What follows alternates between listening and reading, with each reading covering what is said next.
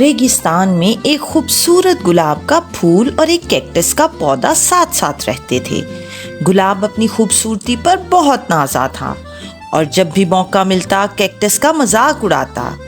گلاب ہمیشہ کیکٹس کو اس کے کانٹوں اور بے رنگ شکل کی وجہ سے طعنے دیتا اور کہتا، تم کتنے بدصورت ہو، تم میں نہ کوئی خوشبو ہے اور نہ ہی کوئی رنگت۔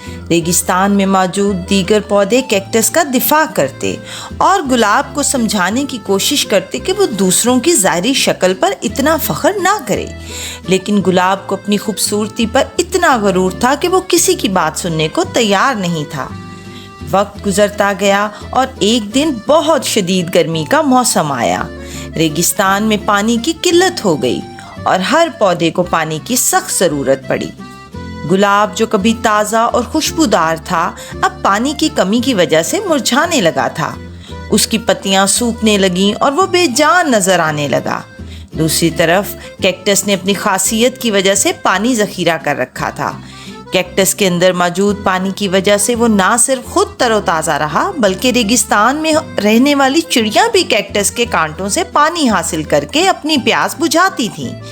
گلاب نے جب یہ منظر دیکھا تو اسے احساس ہوا کہ وہ کتنا غلط تھا۔ گلاب نے کیکٹس سے مدد مانگنے کا فیصلہ کیا اور شرمندہ ہوتے ہوئے کہا، میں نے ہمیشہ تمہارا مذاق اڑایا اور تمہیں بدصورت کہا، لیکن آج میں تم سے مدد کی درخواست کرتا ہوں۔ کیا تم مجھے کچھ پانی دے سکتے ہو تاکہ میں مرجھانے سے بچ جاؤں؟